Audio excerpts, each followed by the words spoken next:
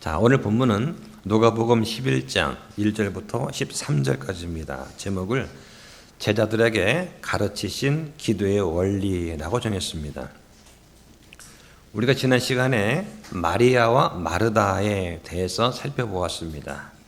오늘은 예수님께서 제자들한테 가르치고 계신 기도에 대해서 공부를 좀 해보려고 합니다. 우리가 누가복음 11장의 기도를 많은 분들이 주기도문으로 잘못 알고 계십니다. 사실은 주님께서 기도하신 것이 아니라 주님께서 제자들한테 이렇게 기도하라고 기도의 방법, 원리를 가르쳐 주신 것이기 때문에 굳이 말하자면 주기도문이 아니라 제자들의 기도문이다, 이렇게 할 수가 있을 것입니다. 로마 가톨릭 교회는 이것을 주기도문이라고 부르면서 성경을 잘못 가르쳤습니다. 또 거기에서 나온 개신교도 마찬가지죠. 그럼 진짜 주기도문은 어디에 나오나? 요한복음 17장에 나옵니다. 요한복음 17장 1절부터 26절까지 전체가 예수님께서 기도하신 내용입니다. 예수님께서 대제사장으로서 죄인들을 대신해서 십자가를 지시기 그 직전에 하나님 아버지한테 기도를 하면서 아버지요 하면서 하나님을 부르면서 기도했던 그 내용이 진짜 주기도문이 될 수 있겠죠. 자, 오늘 이제 본문에 나오는 예수님께서 가르쳐주신 이 기도는 마태복음 6장에도 나옵니다. 자, 그런데 마태복음 6장과 누가복음 11장에 나오는 이 기도문에는 차이가 있어요. 이걸 좀 비교해 보면 또 의미가 있습니다. 마태복음 6장에 나오는 경우는 예수님께서 산상설교를 하시는 도중에 주신 것이고 누가복음은 그렇지 않습니다. 자, 마태복음 6장 13절 후반부에 보면 왕국과 권능과 영광이 영원토록 아버지의 것이니라 아멘 하는 부분이 있습니다. 그런데 누가복음에는 이 부분이 빠져 있죠. 자, 왜냐하면 마태복음은 유대인들을 위해서 기록이 된 것이고 따라서 왕국, 하늘의 왕국과 관련된 그런 구절이 들어가 있지만 누가복음은 이방인들을 위해서 기록이 되었기 때문에 이 부분이 빠진 것입니다.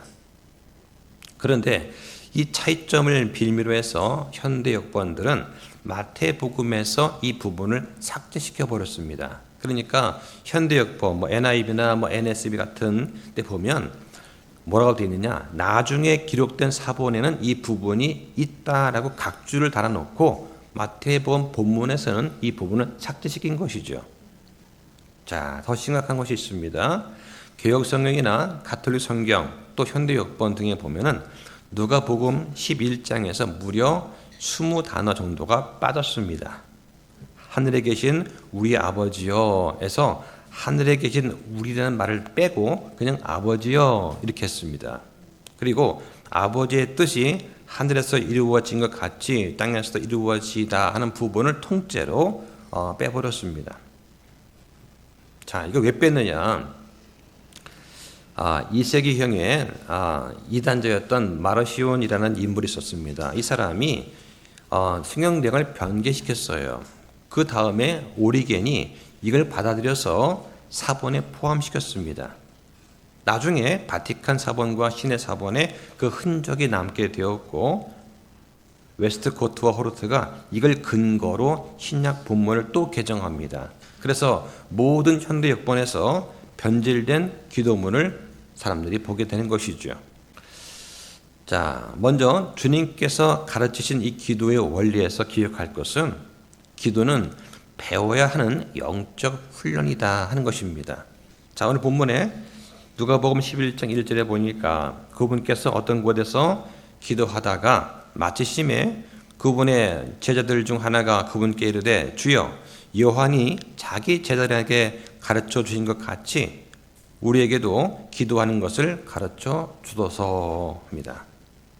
자, 제자들이 예수님께 요청합니다. 주여 우리한테 기도하는 것을 가르쳐 주소서. 자, 이걸 봤을 때는 기도는 그냥 저절로 자연스럽게 나오는 것이 아닙니다.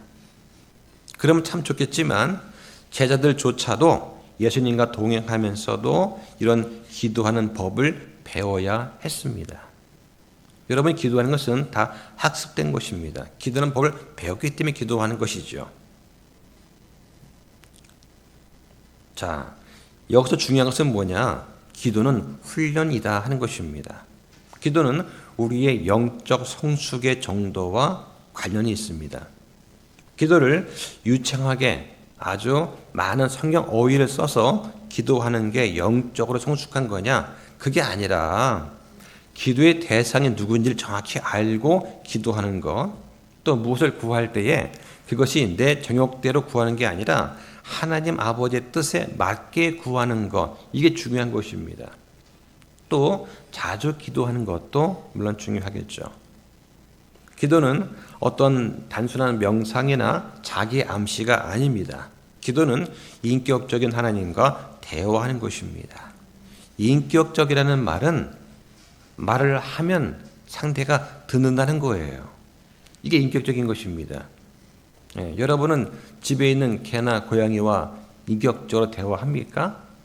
한다면 아주 기적 같은 일이죠. 고양이가, 강아지가 주인의 말을 알아듣는다고 생각하는 것입니다. 물론 똑똑한 강아지들은 알아듣는 강아지도 있어요. 그런데 기도할 때 무슨 주문을 외우듯이 방언하듯이 하는 것은 그건 기도가 아니다. 하나님이 듣는지 않는지 상관없이 그냥 뭘 달달달 외우면서 뭔가를 주장창 말하는 거, 이건 기도가 아니라는 거예요. 기도는 말 못하는 짐승이나 새긴 형상한테 절하며 기도하는 것이 아니라 살아 계셔서 우리의 간구를 들으시고 살피시고 함께 고통과 기쁨을 나누실 줄 아는 그런 하나님과 기도하는 거예요. 이 하나님과 우리가 교제하면서 하나님의 뜻을 구하고 감사와 찬양을 드리면서 간구하고 중보하는 거, 이게 기도의 본질이다라고 할 수가 있습니다. 이런 것들을 구약 때는 어떻게 했느냐? 성전과 제사장을 통해서 나아가는 그런 제한적인 기도였다면 지금 신약 때는 예수 그리스도 이름으로 각자가 하나님께 아버지께 나아갈 수 있는 그런 기도를 한다는 겁니다. 이게 다른 점이죠. 주님께서 가르치신 기도의 원리 두 번째는 제자를 가르치시는 그 기도와 주님이 하시는 그 기도를 구분할 수 있어야 하는 것입니다. 자, 본문 2절에 보니까 그분께서 그들에게 이르시되 너희는 기도할 때에 말하기를 하늘에 계신 우리 아버지여, 아버지의 이름이 거룩히 여겨지게 하시고 아버지의 영광이 오게 하시며 아버지의 뜻이 하늘에서와 같이 그렇게 땅에서도 이루어지게 하옵소서. 3절에 날마다 우리에게 우리 일용할 빵을 주시고 4절에 우리 또한 우리에게 빚진 모든 사람을 용서하오니 우리 죄들을 용서하시며 우리를 인도하사 시험에 들지 말게 하시고 악에서 우리를 구출하옵소서 하라 하시니라. 자, 아마 장로교를 다니시던 분들은 이 기도가 아주 익숙할 것입니다. 모든 예배와 시작과 끝을 주기도문 시작해서 주기도문으로 끝냈습니다. 그리고 소그룹 모임을 할 때도 항상 모든 모임은 주기도문으로 마무리했던 그런 것에 아마 익숙하실 거예요. 자, 그러나 우리 신약교회에서는 주기도문을 하지 않습니다. 왜냐하면 이것은 주님께서 직접 하신 주기도문이 아니라 유대인 제자들한테 기도하는 법을 가르쳐 주신 것이기 때문이죠. 굳이 표현하자면 제자 기도문이라고 할 것입니다. 자, 그 이유를 좀 설명을 드리겠습니다. 자, 먼저 예수님께서는 단 한 번도 하나님을 우리 아버지라고 부르신 적이 없습니다.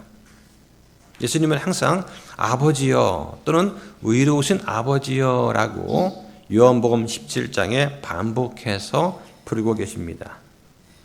여러분과 저도 마찬가지입니다. 하나님 아버지 하고 부르지 우리 아버지라고는 하지 않습니다. 왜냐하면 우리 아버지란 그 말은 유대인들이 사용하는 용어이기 때문입니다. 우리는 각자가 하나님의 아들들입니다. 그죠? 그런데 유대인들은 개개인이 하나님의 아들이 아니고 그 민족 전체가 하나의 맏아들로서 간주하시겠다라고 출애굽기 4장 22절에 말씀하십니다. 이스라엘은 내 아들 곧 나의 처음 난 자니라 이렇게 말씀을 하시는 거죠. 따라서 유대 민족은 집합적으로 민족 전체가 하나님을 부를 때 우리 아버지 하는 말을 쓰는 것입니다. 자, 이런 것을 봤을 때 교리적으로 우리 그리스도인들이 하는 기도가 아닌 것을 알 수가 있습니다. 자, 또 3절에 보면 날마다 우리에게 일용할 빵을 주시고, 자, 이 부분은 1차적 의미는 뭐냐? 하나님께서 출애굽할 때 이스라엘 백성들을 매일 만나를 통해서 보살펴 주셨듯이 대환란이 올 때에 유대인들한테 매일 만나를 보내주실 것을 기도하는, 전적으로 하나님께 의존할 수밖에 없는 그런 특수한 상황에서 하는 것입니다. 물론 우리 그리스도인들 가운데서도 정말 하루하루 하나님이 주셔야 먹고 살아갈 수 있는 그런 사람들이 얼마든지 있을 수 있습니다. 이거를 부인하는 것이 아니고 이 기도가 잘못됐다는 것은 아니지만 일반적으로 봤을 때에 이 구절은 교리적으로 환난 때에 매일매일 하나님께서 공급하시지 않으면 안 되는, 살아갈 수가 없는 그런 유대인들을 위한 일체적인 기도라고 하는 것을 예수님께서 지금 말씀하시는 것입니다. 자, 그러니까 이 3절 말씀은 우리 그리스도인들도 얼마든지 어렵고 힘들 때 주님께서 우리를 필요를 채워달라고 기도할 수 있습니다. 그 부분은 문제가 없어요. 자, 적용을 좀 잘 하셔야 됩니다. 자, 또 4절에 보니까 우리한테 빚진 모든 사람을 용서하오니 우리 죄들을 용서하시며, 자, 이 부분도 예수님 자신한테 필요한 기도가 아니죠. 자, 이게 개역성경은 이 구절이 아마 우리가 우리한테 빚진 자들을 용서한 것 같이 우리 죄를 용서하시며 이렇게 됐을 거예요. 자, 바꿔 말하면은 우리가 우리한테 빚진 자를 용서하지 않으면 우리가 용서받지 못한다는 말입니까? 이렇게 들을 수 있지 않습니까? 예수님은 거룩하시고 죄가 없는 분입니다. 따라서 예수님께서는 빚진 사람을 용서하오니 우리 죄들 용서하시며 라고 기도할 이유가 없어서요. 자녀들한테 가르쳐 주신 것이죠. 자, 중요한 것은 우리는 누구를 용서하고 안 하고에 따라서 우리의 구원이 좌우되지 않습니다. 전적으로 예수 그리스도께서 십자가에서 이루어 주신 그 사역의 근거에서 우리의 믿음과 우리의 구원이 결정이 되는 것이죠. 우리가 누구를 용서했다고 해서 우리 죄가 용서되고 그런 건 아닙니다. 자, 이 말은 교리적으로 신약교회에 맞지 않는 것이죠. 자, 물론 죄사함을 받은 그리스도인으로서 예수님처럼 우리의 삶이 그분을 닮아가는 삶을 살아야 합니다. 이건 당연한 것이죠. 그래서 만약에 내가 다른 지체들을 용서하지 않을 경우는 어떻게 되느냐? 그러면 우리의 죄가 용서받지 못하는 것이 아니라 우리와 하나님과의 교제가 단절이 됩니다. 교제가 단절되는 거예요. 관계는 변함없어요. 교제가 단절되는 것입니다. 그래서 우리가 다른 형제, 다른 자매의 잘못을 용서하지 않고 계속 그걸 갖고 있으면 그러면 하나님과 우리의 교제가 끊어진다. 회복이 안 되는 거예요. 결국은 그것은 우리한테 손해로 다가옵니다. 그렇죠? 그런 한가, 그런 원과 불평, 불만이 내 안에 쌓이고 용서를 못하는데 어떻게 내가 기도를 할 수가 있어요, 하나님께. 기도가 안 나오는 거예요. 기도 생활이 무너지는 것입니다. 그러니까 내가 누군가를 용서하지 않았다고 해서 하나님이 나를 용서하지 않고 벌을 주실 거라 하는 것은 아니라고 하는 것입니다. 이걸 잘 우리가 기억을 해야 됩니다. 그래서 말씀을 영적으로 적용하는 것과 교리적으로 적용하는 것은 차이가 있다 하는 것을 염두에 두시면 좋겠습니다. 자, 4절에 보니까 우리를 인도하사 시험에 들지 말게 하시고, 자, 이것도 마찬가지입니다. 우리가 일상생활을 하면서 모든 사람한테 해당하는 공통적인 시험은 우리도 똑같이 겪습니다. 그렇죠? 우리도 질병에 걸리고 부모님을 열 때가 있고 친구와 헤어질 때가 있고 배신을 당할 때도 그렇잖아요. 예. 그럴 때에 우리가 시험에 들지 말게 합시고 그 시험에 당했을 때 빨리 그 시험에서 벗어나게 도와달라고 하는 것이죠. 예. 그런데 여기서 말하는 의미는 좀 다른 것이 있어요. 예. 교리적으로 보면 이 구절은 유대인들이 대환란을 당할 때 그 시험의 때를 7년 야곱의 고난의 때라고 부르는데 그 때를 면하게 해서 악에서부터 즉 마귀의 핍박으로부터 건져내 달라고 기도하는 그런 내용이기 때문에 1차적으로 이 구절은 그리스도인과는 관련이 없는 것입니다. 그죠? 이거를 영적 적용하면 물론 또 다른 적용할 수 있겠지만 일체적인 뜻은 그렇다라고 하는 것이죠. 자, 그러면 우리 그리스도인들이 이 성경을 왜 읽습니까? 이 누가복음 11장 이 구절은 우리랑 관련이 없다면서요.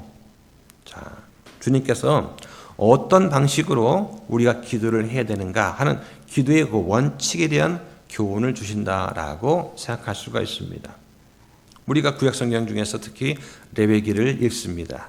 거기 보면 유대인들은 먹지 말아야 될 것들을 쭉 말씀하시지 않습니까? 예. 뭐 비늘이 있든 없든 되새김질을 하든 안 하든 그 방식에 따라서 먹어야 될 음식이 있고 먹지 말아야 될 음식이 있다고 하는 것이죠. 자, 그런데 신약 시대에 있는 우리는 어떻습니까? 그거 따지지 않아요. 사도행전에서 하나님께서 베드로한테 잡아 먹으라 하지 않습니까? 더럽다고 생각하지 말고 먹으라고 하시잖아요.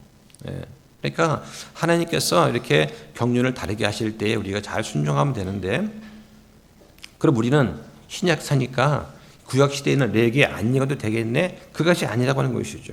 우리가 레위기를 읽는 그 이유가 뭐냐? 하나님께서 자신의 거룩한 백성들을 어떻게 다스리시는가? 그 기준에 대해서 하나님의 성품에 대해서 우리가 배울 수가 있는 것입니다.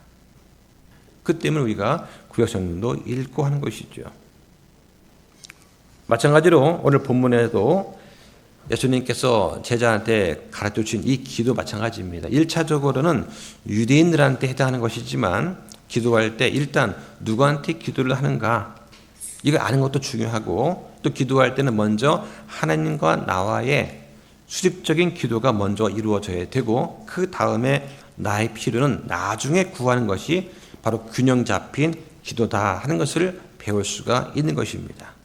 그래서 2절에 보면 하늘에 계신 우리 아버지여, 아버지 이름이 거룩히 여겨지게 하시고 아버지 왕국이 오게 하시며 아버지의 뜻이 하늘에서와 같이 그렇게 땅에서도 이루어지게 하옵소서 하고 기도한 다음에 3절에서 우리의 필요한 것들을 간구하는 것을 알 수 있습니다.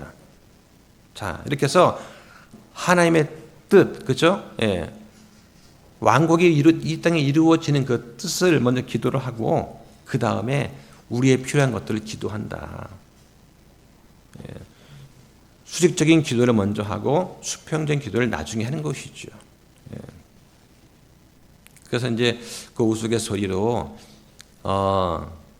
그 십자가를 한번 그려봐라 해가지고 그 사람이 참다운 신앙이 있는가 없는가를 안다고 하잖아요. 십자가 어떻게 그립니까? 이렇게 그립니까? 예, 산수하듯이 이렇게 그리면 너 안 믿는 사람이구나. 먼저 하나님과 나를 긋고 그 다음에 이웃과 형제를 긋는 거예요. 예, 이렇게 거야 이게 십자가지. 이거는 플러스입니다, 그냥. 그죠? 예, 이것도 이제 의미가 있는 것이죠. 그래서 누가복음에서 예수님께서는 참 사람으로 오셨기 때문에 항상 아버지에 대한 의존을 염두에 두십니다. 중요한 일이 있을 때마다 수시로 자주 기도하시는 그런 모습을 우리가 누가복음에서 보게 됩니다.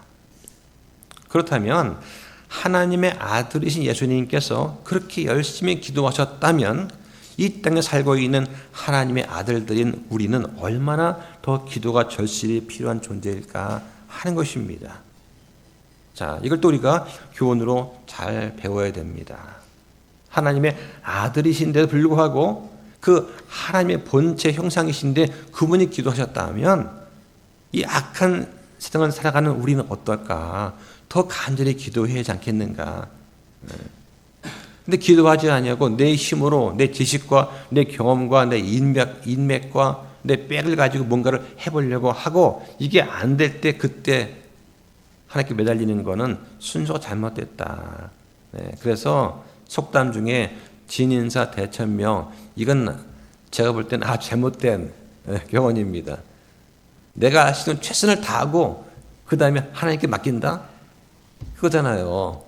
시작부터 끝까지 하나님께 구하고, 그죠? 의견을 묻고 할까요 말까부터 결정한 다음에 그걸 해 나가는 것이 맞는 것이지. 그렇지 않습니까? 예. 성경에 나와 있는 악한 왕들처럼 먼저 내가 다 해놓고 나서 안 되니 그때 가서 하나님 어찌하오리까. 예. 이건 잘못된 거다. 사복음서에 보면 아버지라는 말이 가장 많이 나오는 것이 요한복음입니다. 182번 나오는데 누가복음에는 72회가 나와요. 자, 또 성경에 보면 아들의 종류가 넷이 나옵니다. 하나는 이스라엘 민족입니다. 이스라엘은 개인이 아니라 민족적으로 하나님의 아들입니다. 출애굽기 4장 22절 말씀을 하시죠. 자, 두 번째는 창세기 6장에 나오는 하나님의 아들들이 있어요. 이들이 사람들의 딸을 취해 아내로 삼았습니다. 그래서 거인이 태어났죠. 자, 이들은 욥기에 보면 누구냐? 천사들이라고 되어 있습니다. 세 번째는 예수 그리스도가 하나님의 아들이십니다. 특히 여기 영어 보면 정관사가 붙어서 The Son of God 해가 대문자를 사용합니다. 예수 그리스도이죠. 자, 네 번째는 바로 여러분과 저와 같은 거듭난 신약 시대의 그리스도인들이 하나님의 아들입니다.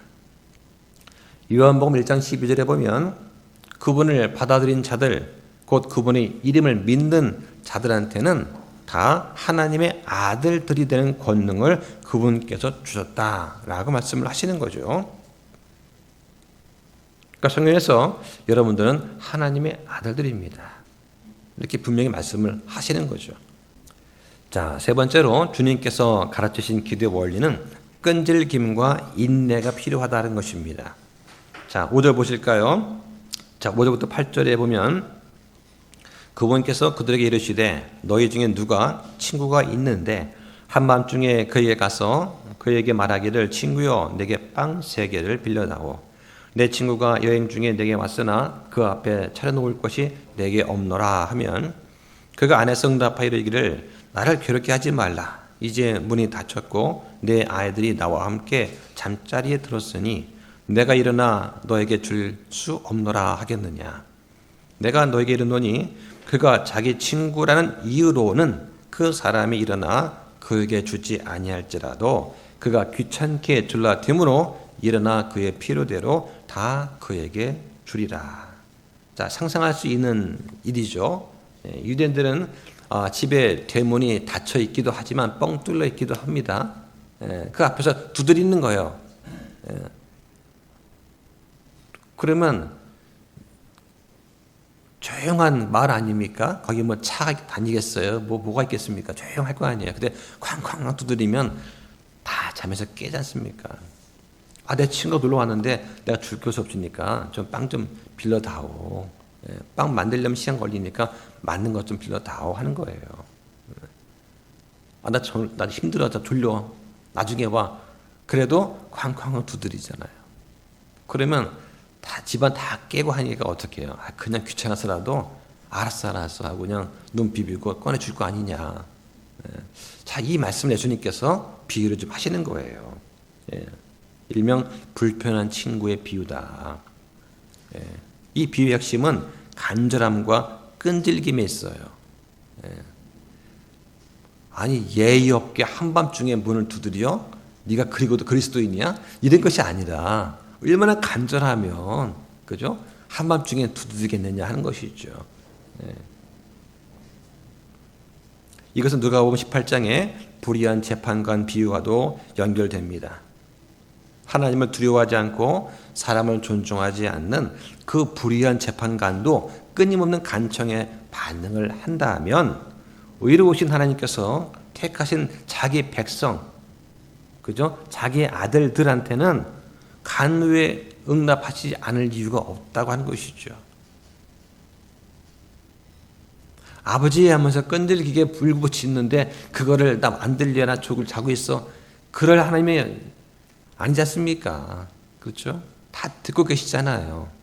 주무시지 않으면서 계속 듣고 계시는 그 하나님께 아들들이 소리쳐 부르면서 아버지 도와주십시오 하는데 어떻게 하나님께서 가만히 계실 수가 있냐.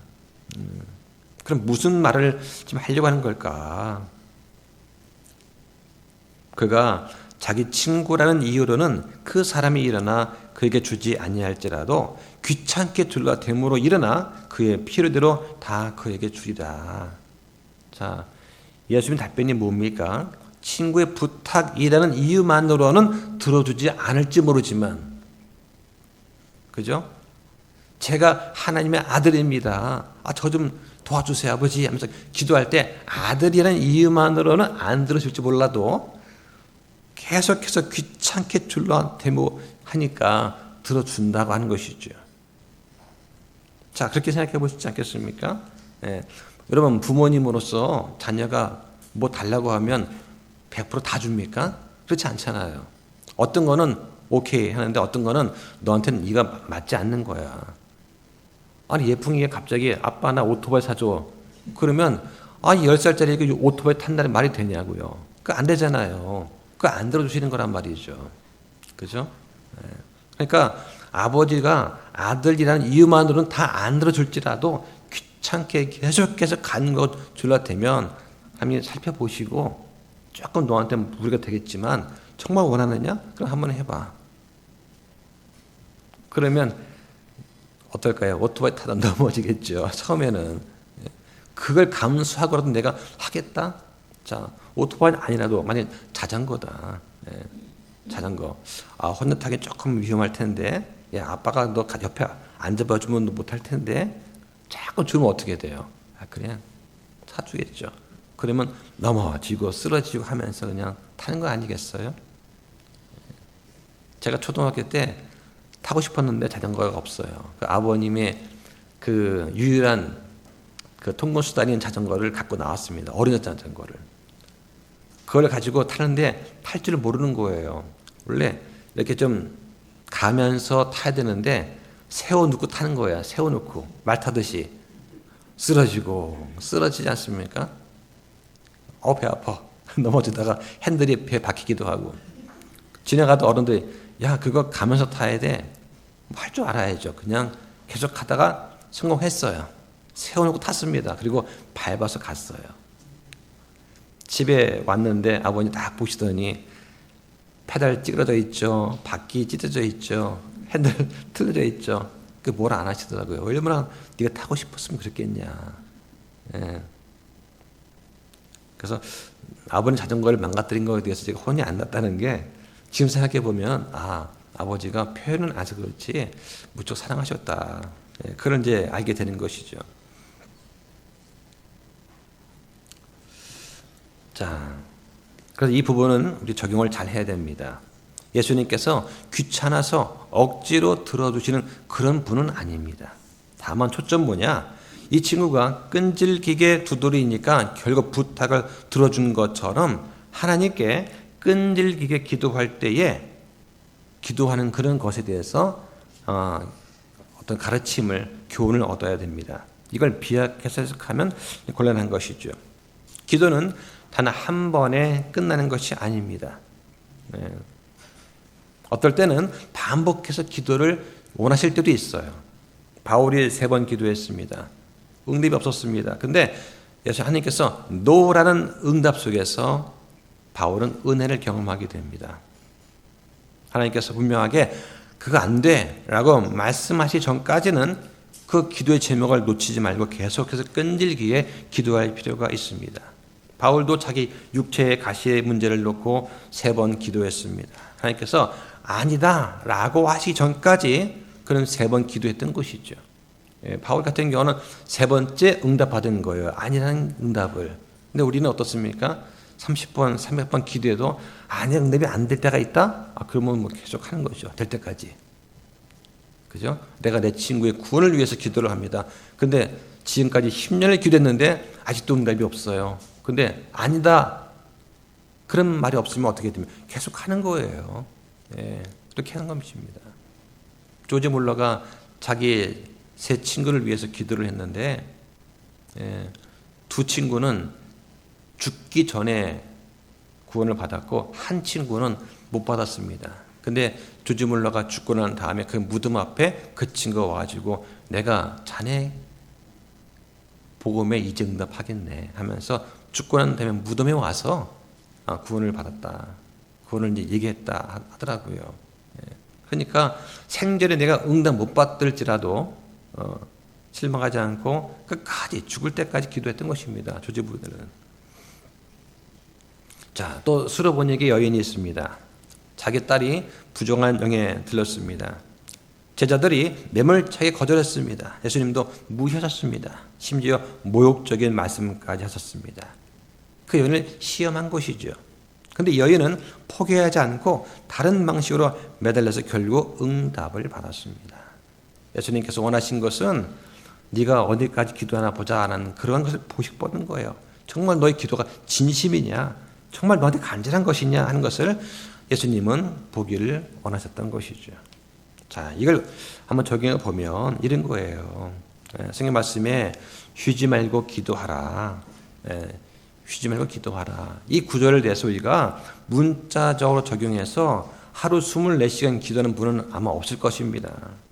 이 뜻은 기도하고 싶을 때도 기도하고, 기도하기 싫을 때도 기도하고, 기쁠 때도 기도하고, 슬플 때도 기도하고, 외부 조건에 따라서 중단하지 말고 계속해서 기도를 하라고 하는 것입니다. 이렇게 적용을 해야죠. 그렇죠? 이게 상식적인 거 아니겠습니까? 자, 4번째로 주님께서 가르친 기도의 원리는 뭐냐?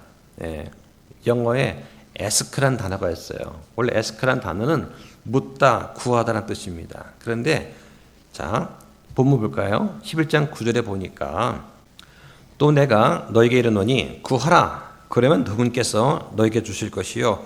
찾으라. 그러면 너희가 찾을 것이요. 두드리라. 그러면 너에게 열릴 것이니 구하는 자마다 받고 찾는 자는 찾으며 두드린 자에게 열릴 것이다. 여기서 영어 성경에 보면 구하라는 단어가 ask입니다. ask. 그 다음에 찾으라가 seek예요. seek. 그 다음에 두드리라. 이게 knock예요. 이것도 knock입니다. 이 앞 글자를 따면 ask가 돼요. 그러니까 기도의 원리는 ask다. 구하고 찾고 두드리는 거다 하는 것입니다. 그러니까 기도는 마음속에 단순한 바람이나 소원 이게 아니라 실제로 하나님께 요청하고 나아가는 행동이다 하는 것입니다. 예를 들면 자, 청년들이 이제 대학을 졸업을 하고 직장을 구합니다. 그러니까 좋은 직장을 구하기 위해서 먼저 마음에 소원을 두고 기도해야 되겠죠. 에스카합니다. 그 다음에 이력서를 내고 면접을 보면서 막 찾아다니고 해야 됩니다. seek, 찾아야 되겠죠. 그 다음에 필요한 자격을 갖추기 위해서 자격증 따고 계속 문을 두드려야 됩니다. knock해야 됩니다. 그러지 않고 그냥 단순하게 좋은 직장 주시기를 원합니다. 골방에서 기도만 한다고 되는 것이 아니다 하는 것이죠. 그죠? 기도는 마음을 가지고 자격증을 준비하고 문을 두드려야 될 거 아닙니까? 제가 젊을 때는 어떻게 했느냐? 이력서를 들고서 찾아갔어요. 그 회사를 그냥. 사장님 계십니까? 어떻게 오셨습니까? 좀 뵙고 싶습니다. 제가 사장인데요. 저는 이런 사람인데 일하고 싶습니다. 일자리 주십시오. 저 그런 적 있어요. 그랬더니 하는 말이 지금 당장 우리는 티오가 없으니까 제가 소개하는 대로 한번 가보십시오. 그래서 제가 이제 직장을 또 구한 적도 있습니다.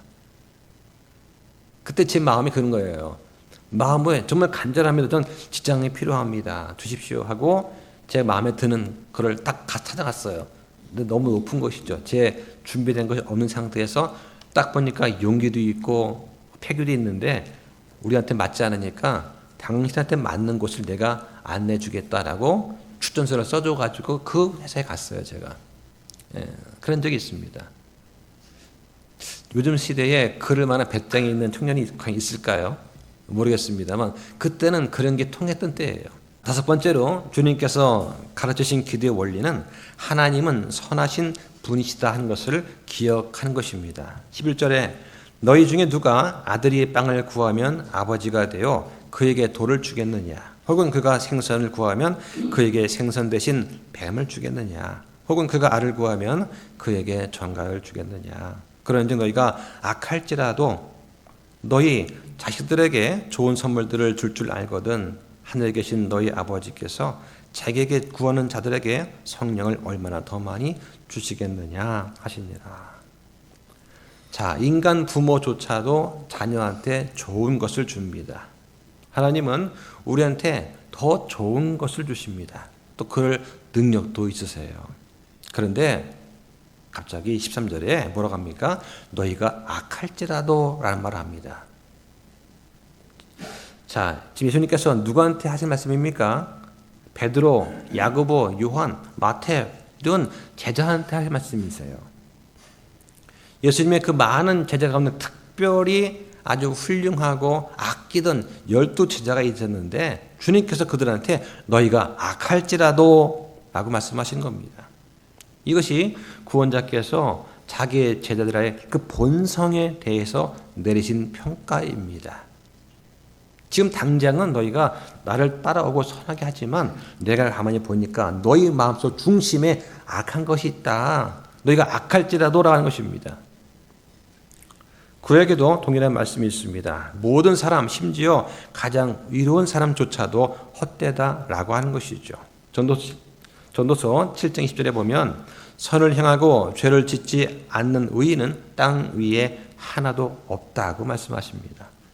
바울도 로마서 7장에서 거듭난 이후에도 여전히 육신 속에 선한 것이 거하지 않음을 고백한다고 말을 합니다. 자, 사람의 본성은 선할까요? 악할까요?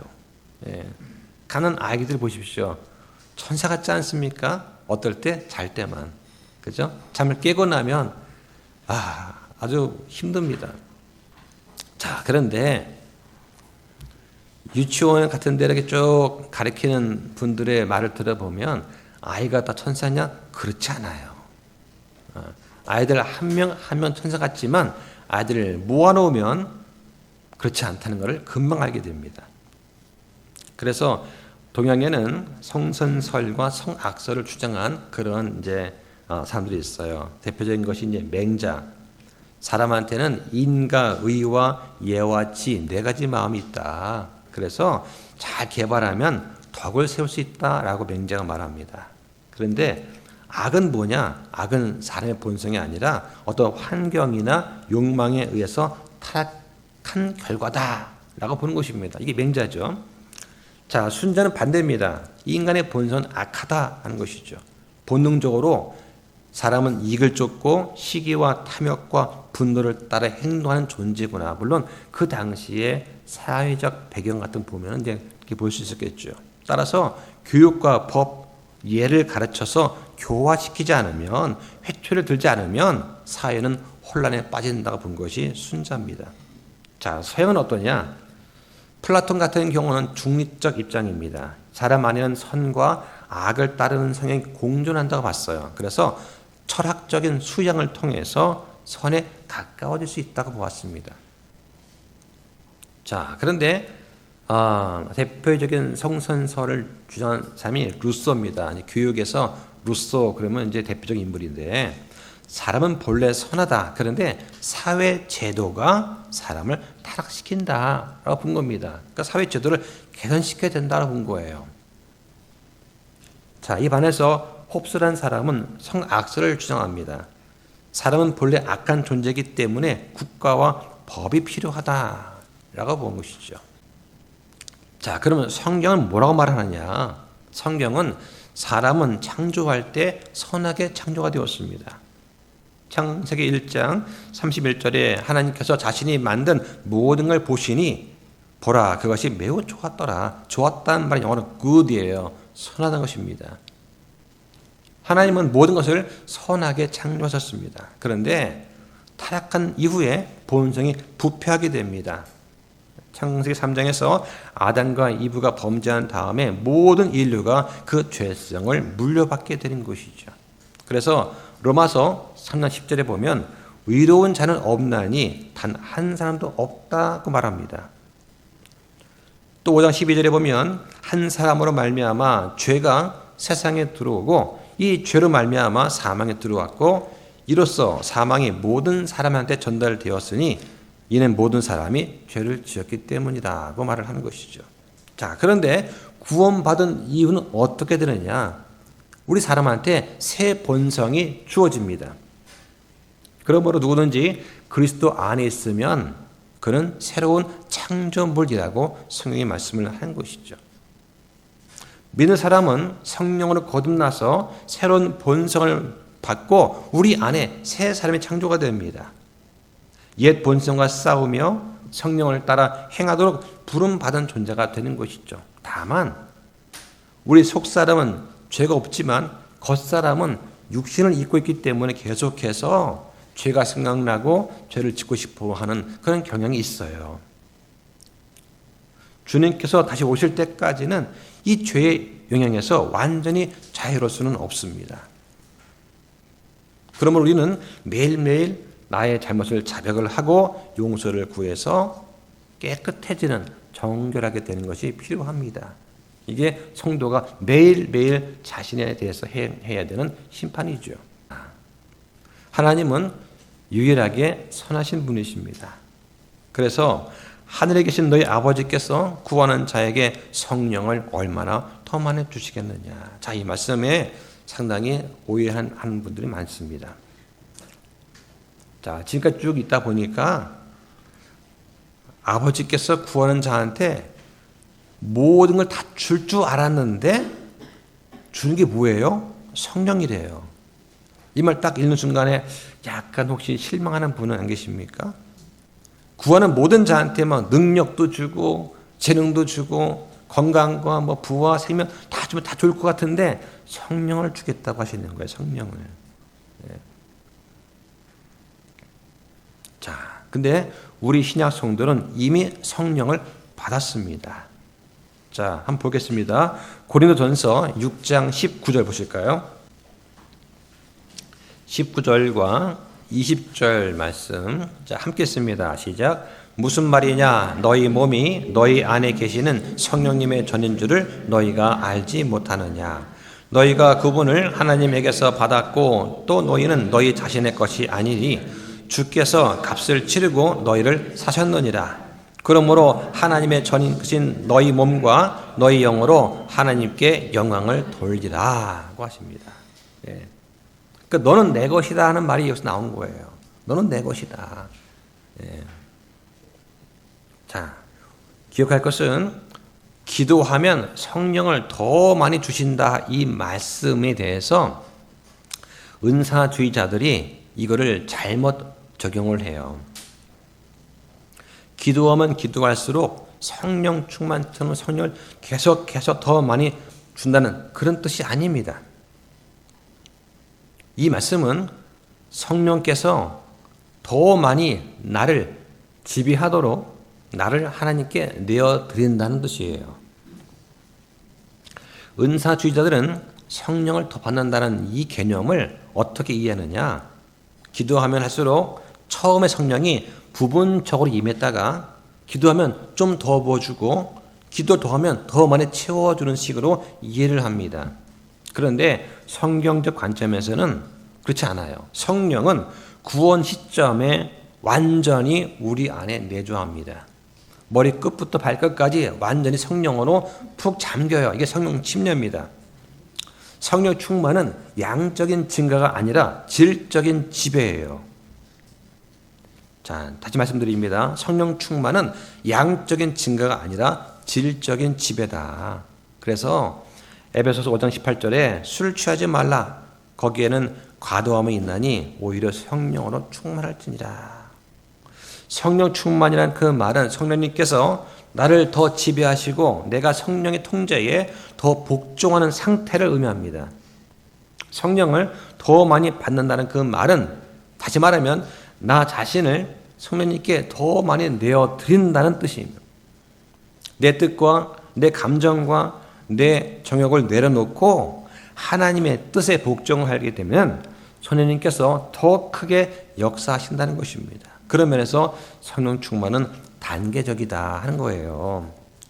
기도한다고 해서 한 번에 내 모든 걸 다 내려놓고 완전히 자기를 부인하고 십자가를 지면서 완전히 복종한다? 그런 사람은 없습니다. 우리의 믿음이 성장하면서 성화를 해나가면서 점점 더 나 자신을 내어드릴 수 있게 되는 것이지, 어제 구원받았는데 오늘 내가 완전히 내어드려서 충만하게 돼서 내가 한다, 그런 사람은 없다 하는 것이죠. 오늘 본문 13절에서 하늘에 계신 너희 아버지께서 자기에게 구하는 자들에게 성령을 얼마나 더 많이 주겠느냐, 이 말씀은 이미 주신 성령께서 더 강하게 역사하시도록, 더 분명히 드러나시도록 허락한다는 뜻이에요. 그런 면에서 기도는 내가 하나님께 내 자리를 내어드리는 과정이다 하는 것입니다. 기도할수록 나는 낮아져야 됩니다. 성령님께서 내 삶을 더 다스리십니다. 그러한 순종하는 훈련이 바로 기도라고 하는 것을 우리는 기억을 해야 돼요. 무슨 어려운 일을 당했을 때 나를 좀 위해 기도해 주십시오, 또 내가 당신을 위해 기도하겠습니다, 이 말은 내 뜻대로 또 당신 뜻대로 하나님이 행하시기를 바란다는 그런 것이 아니에요. 내 뜻을 내려놓고 하나님의 선하신 뜻이 무엇인지 그걸 이루어지기를 바라는 겁니다. 내 어려운 상황을 통해서 주님께서 더 높아지고 더 영광이 되는 그런 일이 일어나기를 원한다는 뜻이 된다 하는 것이죠.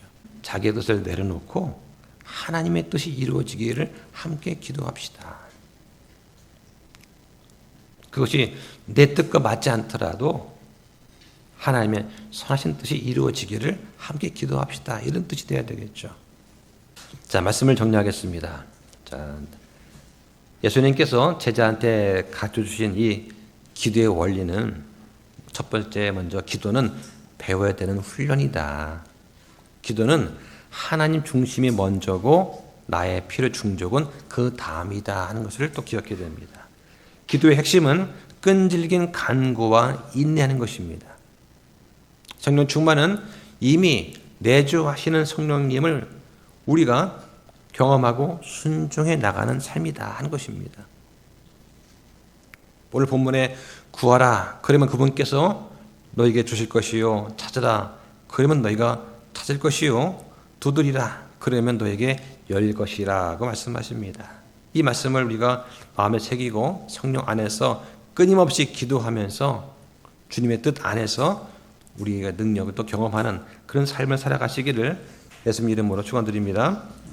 기도하겠습니다.